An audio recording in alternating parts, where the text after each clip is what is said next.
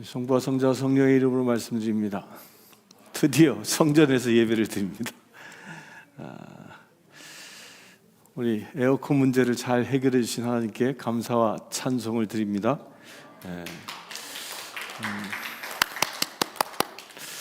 이 시간 성령님의 은혜가 여러분들에게 충만하게 임하시기를 축원합니다. 그리하여 모두 다 빈손으로 돌아가는 분이 없이 하나님의 그 귀한 은총을 충만하게 받고 귀가할 수 있게 되길 바랍니다. 세계 기독교인들이 가장 즐겨 부르는 찬송 넘버원, 그게 뭘까요?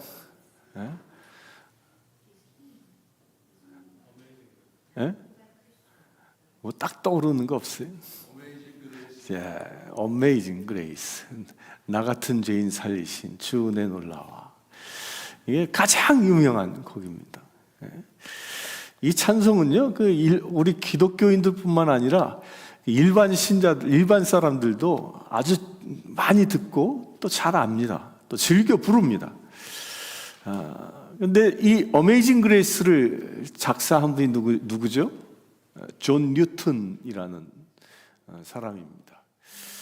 이 존 뉴턴의 그 원래 본 직업이 뭐였냐면, 이 사람은 노예상이었어요. 노예상.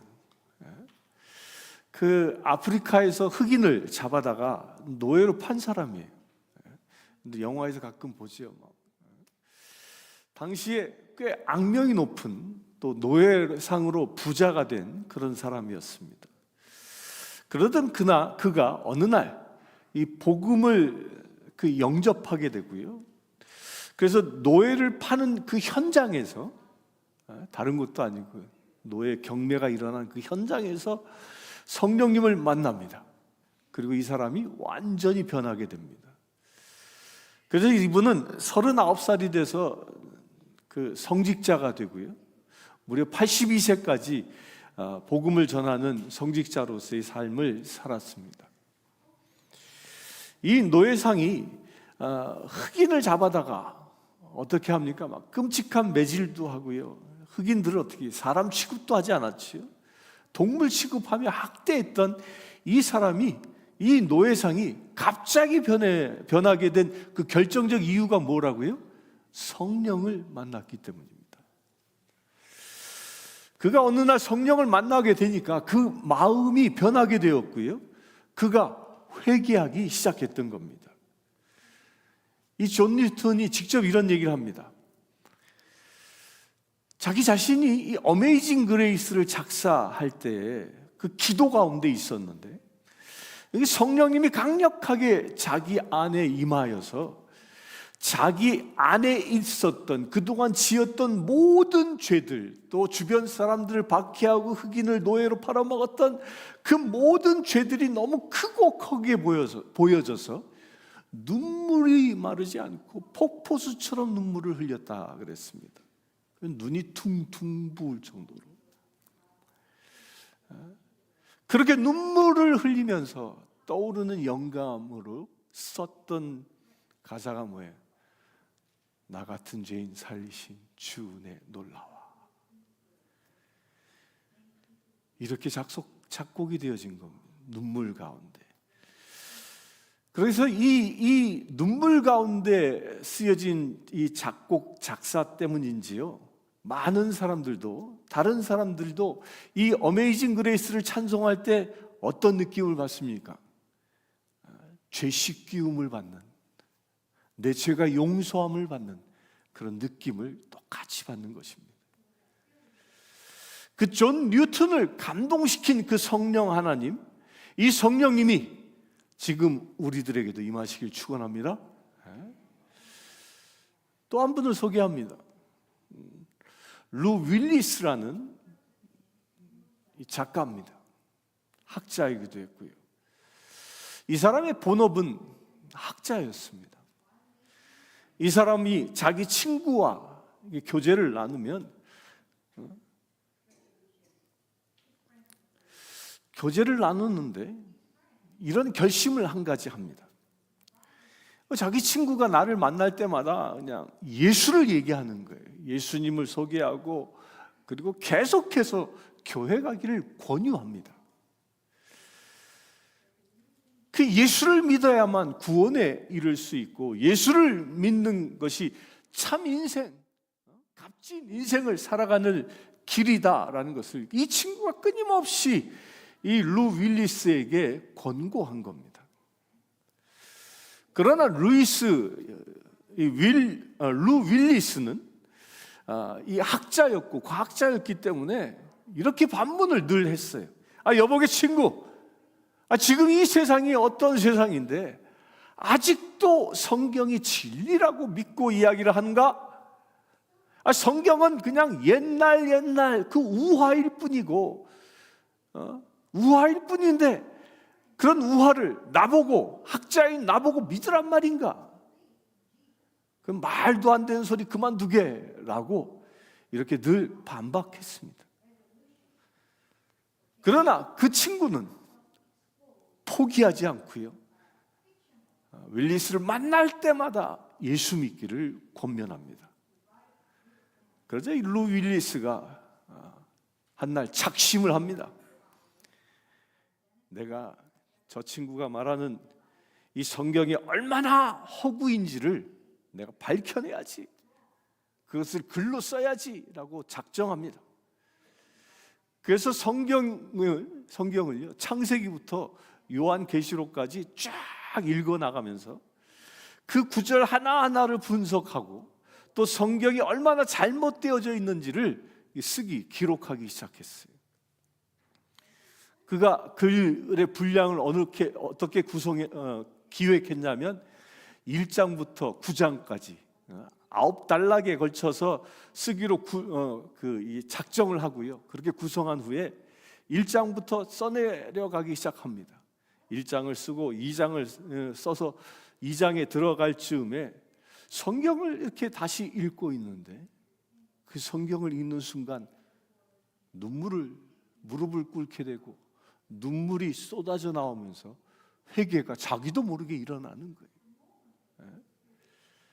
자기가 반박하려고 했던, 허구라고 증명하려 했던 그 성경 말씀을 그가 연구하다 보니까 그 성경을 쓰신 분이 누구죠? 이분의 본 작자가 누구예요? 작가가 누구죠? 성령님이죠. 성령님이 쓰셨잖아.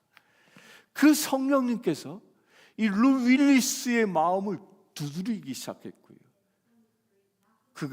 그에게 성령님이 강력하게 임재하셨던 겁니다.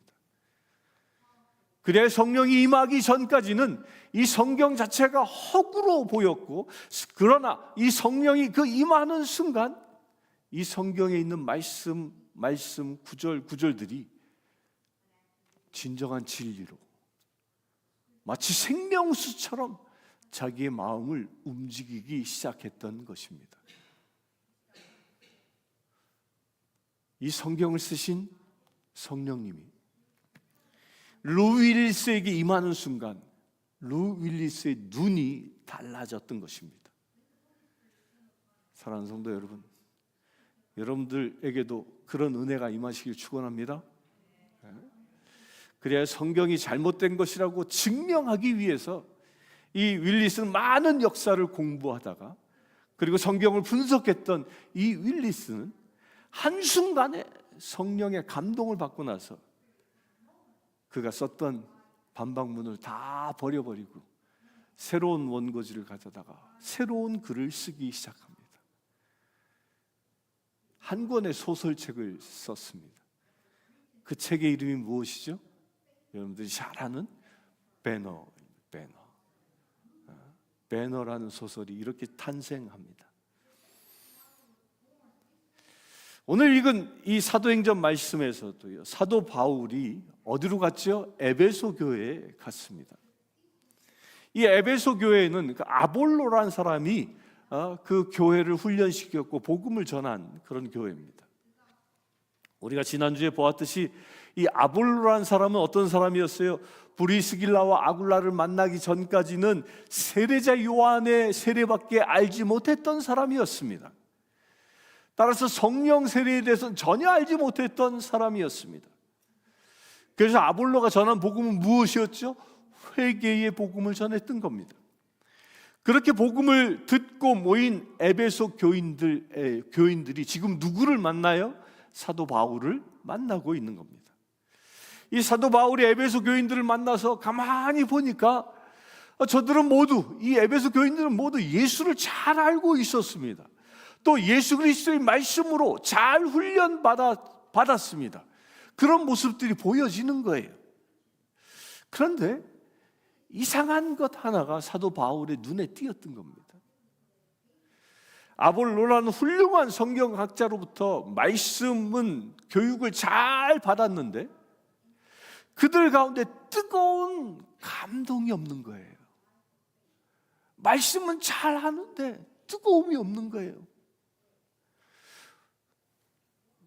우리도 마찬가지예요. 우리도 보면 신앙생활 하시는 분들을 보면 보통 크게 나누면 두 가지 경우로 나누어집니다. 하나는요, 아주 이성적으로 신앙생활을 하는 분들이에요. 그렇게 할 수 있습니다. 이 이성이 아주 냉철해서 그 말씀을, 좋은 말씀을 따라 살려고 자기 스스로 무던히 애를 씁니다. 그래야 결점이 없는 신앙생활을 해나갈 수 있습니다. 여러분들 성경 말씀 보면 얼마나 이 좋은 말씀들이 성경에 많이 있지 않습니까?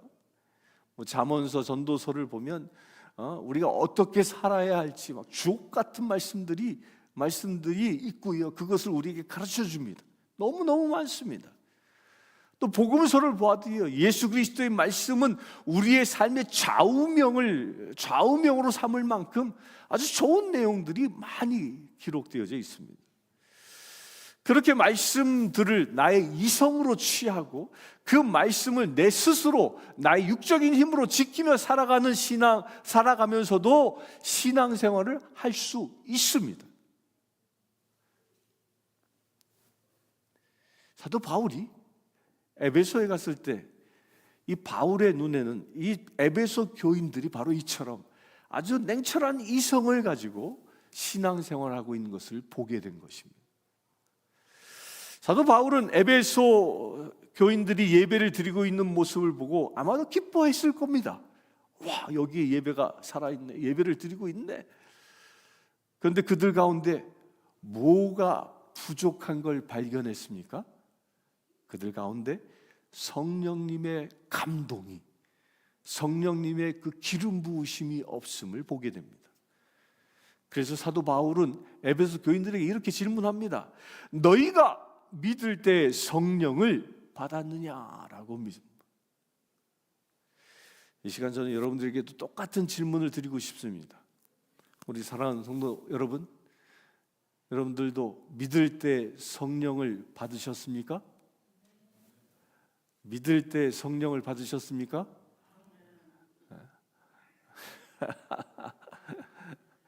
믿을 때 성령을 받으셨습니까? 성령을 충만하게 받으시길 축원합니다. 성령이 임하시면요, 우리의 그 심령 깊숙한 곳에서부터, 아주 내면의 깊숙한 곳에서부터 예수 그리스도가 나의 구세주임을 고백하게 됩니다. 우리 기독교는요,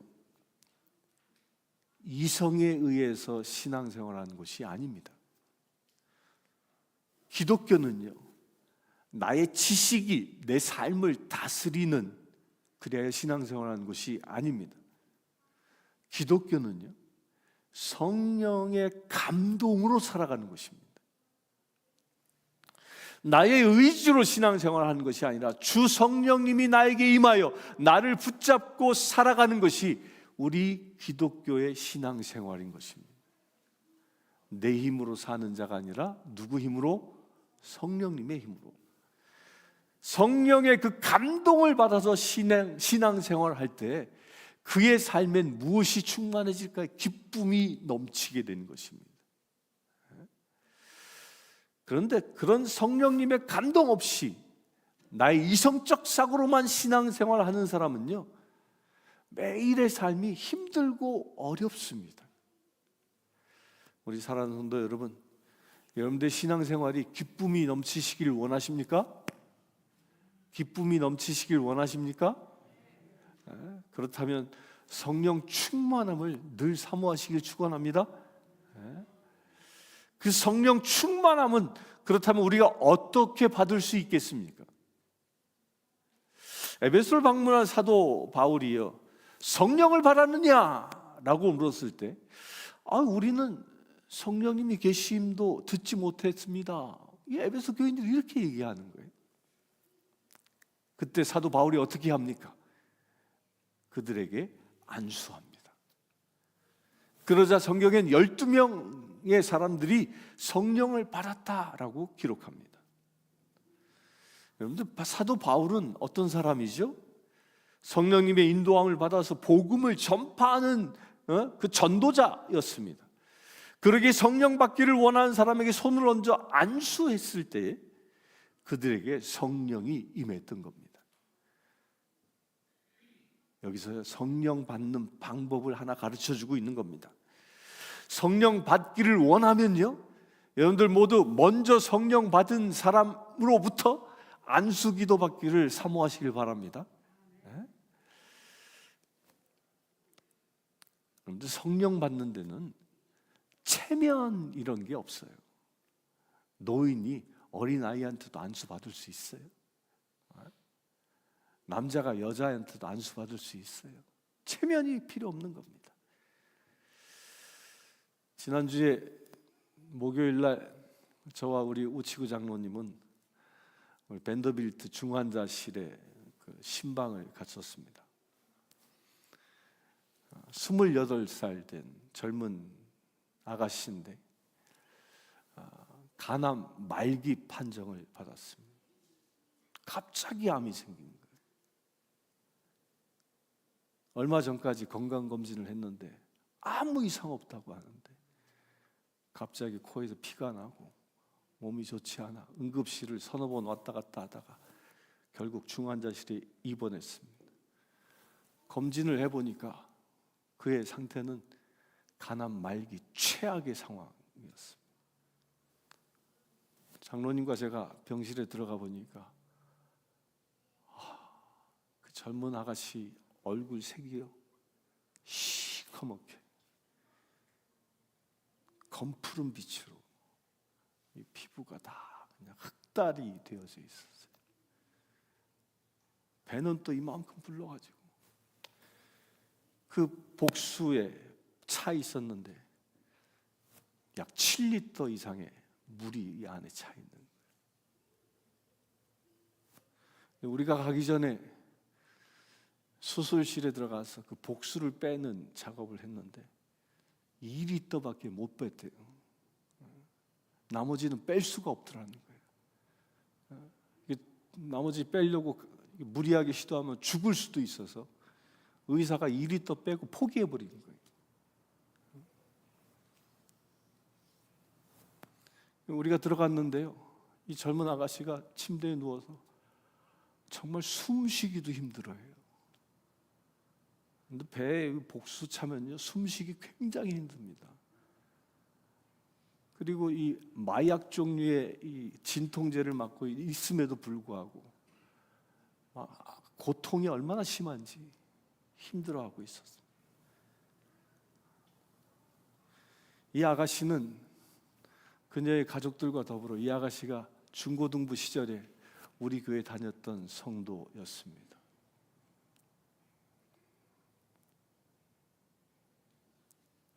그 가족이 멀리 이사 갔다는 이유로 그동안 교회에 나오지 못했습니다. 오랜 동안 신앙생활을 하지 못했지만 제가 그 아가씨한테 물었습니다. 아무개 예수를 믿으십니까? 그랬더니 힘이 다 빠진 소리였지만 미약한 소리로 예수 믿습니다.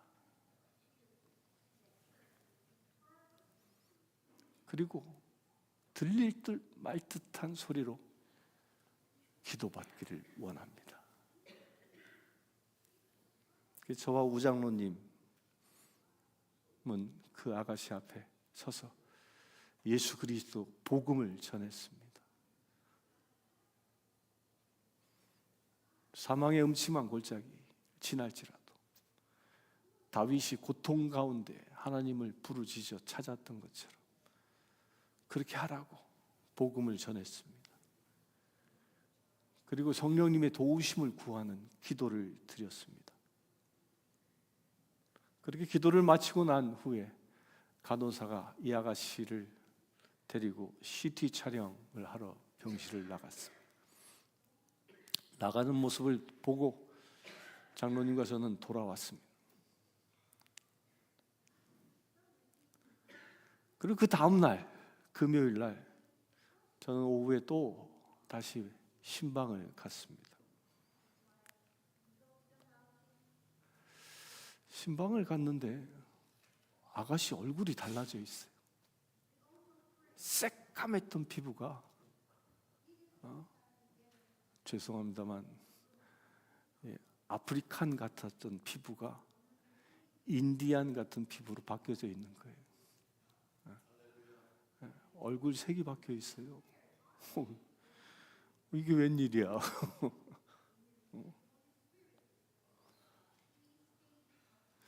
의사가 그렇게 얘기했대요.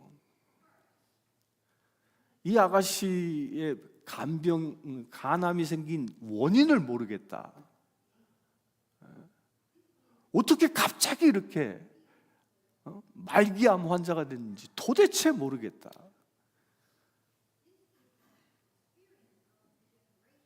복수도 뺄 수 없고 치료 방법도 모르겠다. 우리가 기도 마친 그 다음에 CT 촬영을 하러 가서 다시 한번 상태를 확인을 하는데 놀라운 일이 일어난 거예요. CT를 촬영해 보니까 그 전날에는 복수를 뺄 수 없는 상황이었는데 복수를 뺄 수 있는 상황으로 바뀌었다는 거예요. 할렐루야. 복수를 뺀 거예요. 그러니까 이렇게 배불렀던 사람이 가보니까 하루아침에 다이어트 됐더라고요. 할렐루야.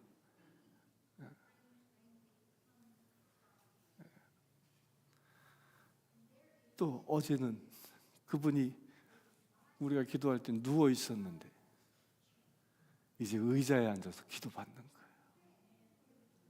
할렐루야. 그렇다고 그분이 완치된 건 아닙니다. 다 복수는 빼면 다시 차요. 끊임없는 기도가 필요합니다. 우리 모두 여러분들 기억하고 기도해 주길 바랍니다. 그 자매의 이름은 최희주입니다.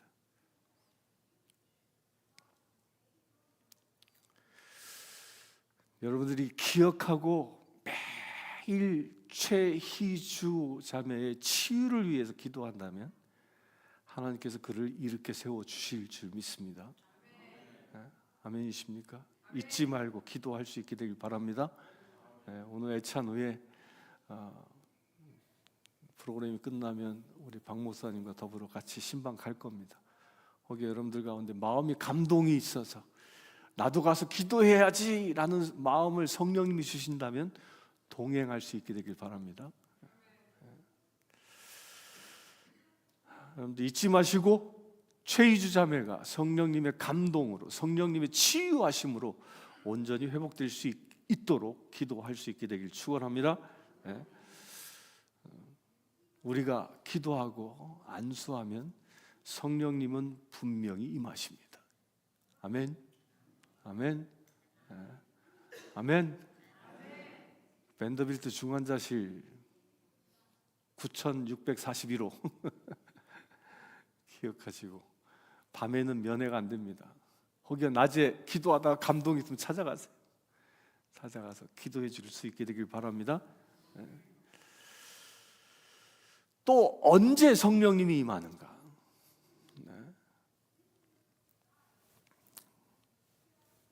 언제 성령이 임하냐면요, 여러분들 이게 뭐죠?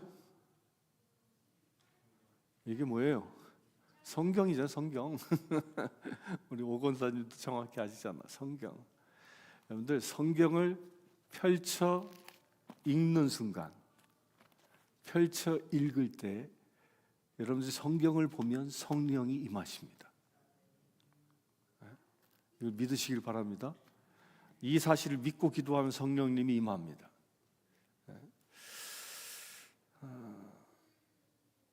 갈급한 마음으로 성경을 보는 게 그래서 중요해요. 릭 웰렌이라는 목사님, 여러분들 잘 아시죠? 목적이 이끄는 삶, 쓰신 분이에요. 지금은 이분이 은퇴했습니다. 그런데 릭 웰렌 이 목사님이 이런 얘기를 합니다. 그분이 10년 동안 한 교회를 섬기면서 목회를 했는데 그 교회 안에 10년 동안 아무런 능력도 나타나지 않는 거예요. 그리고 교인들도 변하지 않는 거예요. 10년 전이나 지금이나 그냥 맨 똑같은 교인이. 근데 릭 웰렌은요, 신학 박사입니다. 자기가 목회할 때 목회 박사학위를 받은 본인이었기 때문에 목회가 아주 잘 될 줄 알았어요. 그리고 교회가 크게 변화되어질 줄 알았어요. 근데 10년이 지나도 변화되지 않는 거예요. 10년이 지나니까 이분이 지쳐버린 겁니다. 근데 어느 날 젊은 목사가 나타나서 그 젊은 목회자가 목회를 하는데 아주 그 목사가 목회하는 그곳은 뜨거움이 있는 겁니다. 교인들이 변화되기 시작하는 거예요. 그 모습을 보고 릭 웰렌 목사님이 고민하게 된 거예요. 이게 뭐냐? 저렇게 새까만 후배가 저렇게 뜨거워지고 이 교회 안에 강력한 역사를 일으키고 교회를 부흥시키는데 소위 신학 박사인 내가 목회하는 이곳에는 왜 어찌 저런 부흥이 일어나지 않을까? 이게 고민이 된 겁니다. 그러다가 자기 자신이 기도실에 들어갑니다. 그리고 릭 웰렌 이분이 기도실에 들어가서 성경을, 학자니까 읽는 걸 좋아하는 거예요. 성경을 쭉 펴서 읽기 시작하는 거예요. 근데 놀라운 게 성경을 기도실에서 읽어 나가기 시작하는데 그 말씀을 보는 순간 그분의 고백이 이래요. 이 성경에서 빛이 나더라는 거예요. 근데 영화에서 보면 그런 거 가끔 있잖아요. 성경을 쫙 피니까 빛이 쫙 나오잖아요. 릭 웰렌 목사님이 그걸 경험하는 거예요. 그러면서 이 성경에서 무엇이 보이냐면 주님의 영광이 보이더라는 거예요. 그 순간 릭 웰렌 목사님은 성경을 읽으면서 성령의 강력한 기름 부으심을 경험합니다. 성령 체험을 하는 것이죠. 여러분들 이 말씀을, 이 성경을 정말 사모하는 마음으로 여러분들이 펼쳐 읽기만 해도요, 누가 오신다고? 누가 오신다고요? 성령님이 오시는 거예요. 수면제로 읽는 게 아니라, 책꽂이의 장식품으로 읽는 것이 아니라 사모하는 마음으로 성경을 읽으시길 축원합니다. 또 어떤 이는요, 언제 성령을 받냐면 기도하는 가운데 성령을 받습니다. 여러분들 정말 개인적으로요, 그냥 혼자서 기도해도요, 성령 하나님을 사모하는 마음으로 여러분들이 기도하면 그때 누가 오신다? 성령님이 오십니다. 그래서 많은 사람들이 산기도도 한국에 가잖아요. 나무 뿌리 잡고 뽑는다고.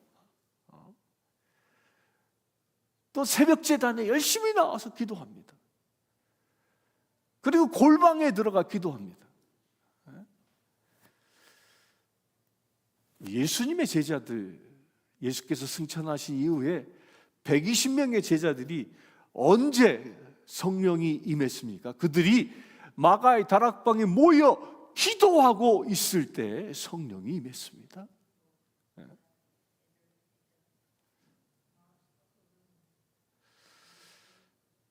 그들 스스로 예루살렘을 떠나지 말고 모여 기도하라는 그 예수의 말씀을 붙잡고 그들이 기도했을 때 강력한 성령의 불이 그들에게 임한 것입니다.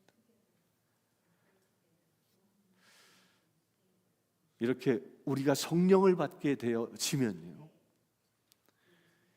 우리 안에서 나타나는 세 가지 현상이 있습니다.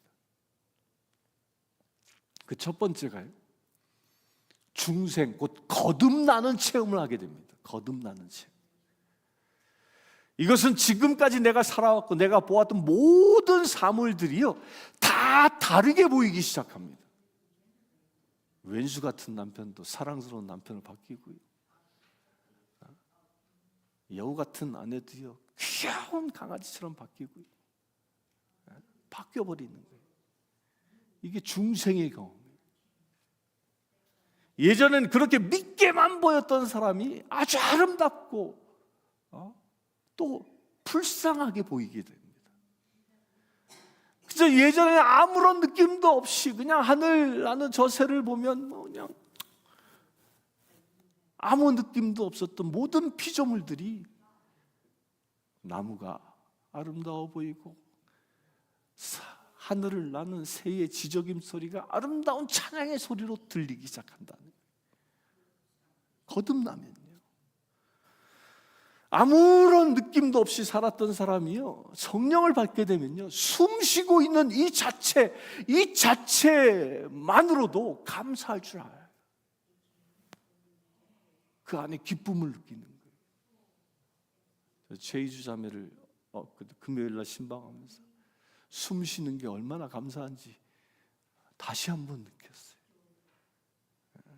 여러분들 숨 쉴 수 있음을 감사할 수 있게 되길 축원합니다.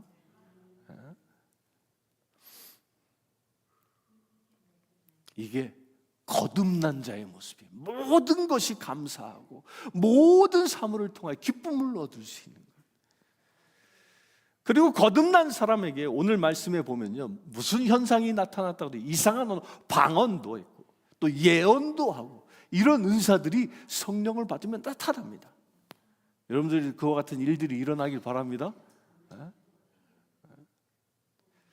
두 번째 나타나는 현상이 있는데, 이것은 뭐냐면요, 두 번째 단계예요.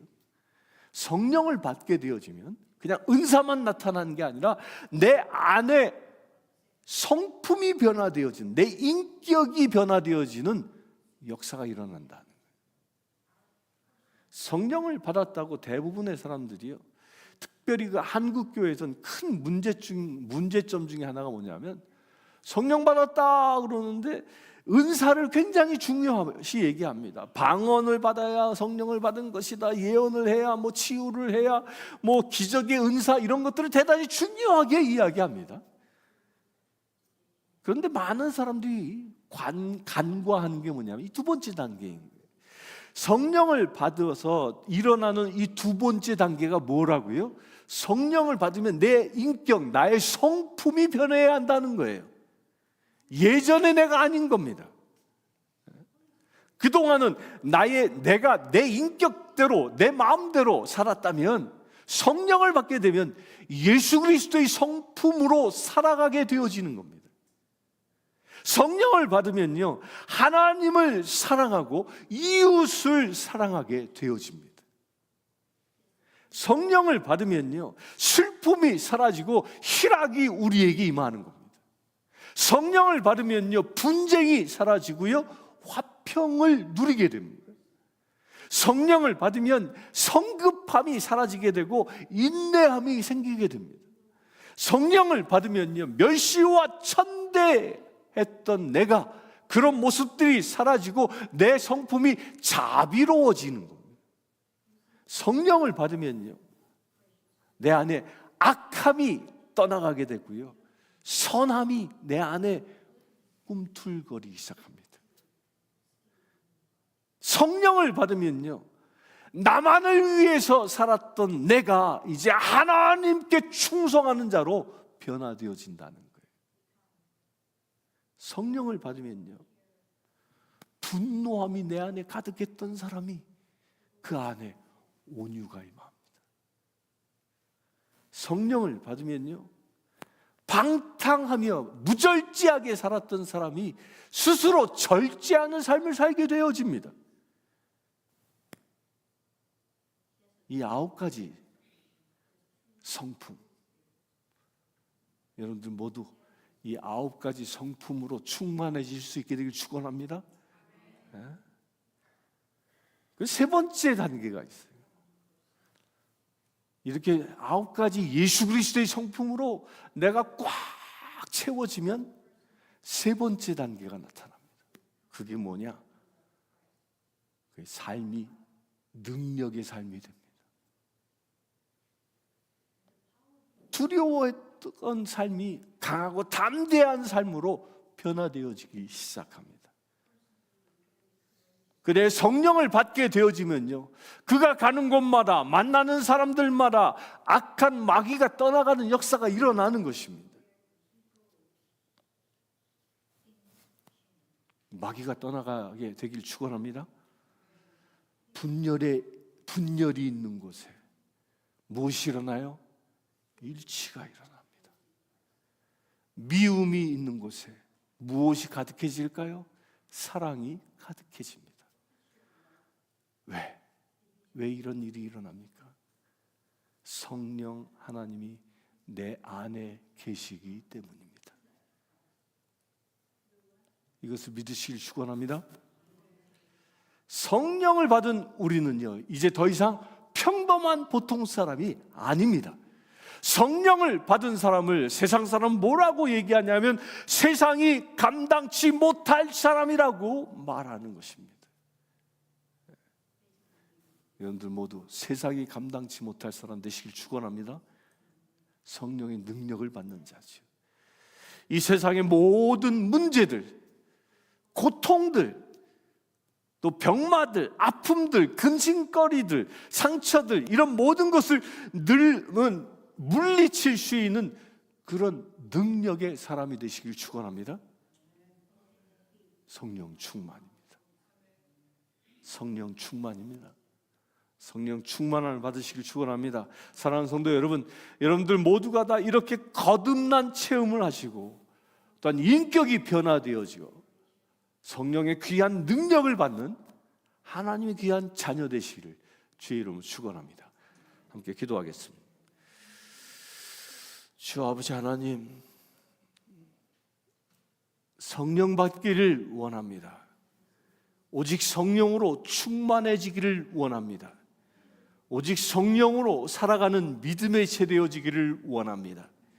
사도 바울이 에베소 교인들에게 안수했을 때에 12명의 주의 자녀들이 성령을 받은 것처럼 아버지 하나님, 이 시간 예배하는 모든 이들 성령의 기름 부으심을 더하여 주시옵소서. 성령으로 충만케 하여 주시옵소서. 그래, 온전히 예수 그리스도를 닮은 삶을 살아가는 믿음의 세대를 되게 하여 주시옵소서. 나의 모든 죄악된 성품들을 저 십자가에 못 박게 하시고 오직 예수 그리스도의 거룩한 성품으로 거듭날 수 있는 믿음의 세대를 되어질 수 있도록 아버지 축복하여 주시옵소서. 그래, 아버지 하나님, 우리가 예수를 닮은 삶을 살아감으로 인하여 우리가 나아가는 삶의 현장마다 예수 그리스도가 나타나는 놀라운 역사가 이루어지게 하여 주시옵소서. 주님, 그 능력을 붙잡고 살아가는 믿음의 세대여지기를 원합니다. 기름 부어 주시옵소서. 기름 부어 주시옵소서. 그래, 온전히 주님께로부터 쓰임받는 믿음의 세대들 되게 하여 주시옵소서. 그래, 우리의 삶을 통하여 하나님의 나라가 날마다 확장되어지는 놀라운 역사가 이루어지게 하여 주시옵소서. 우리 주 예수 그리스도의 이름으로 기도하옵나이다. 모두 다 함께 일어나서 430장 찬양하겠습니다.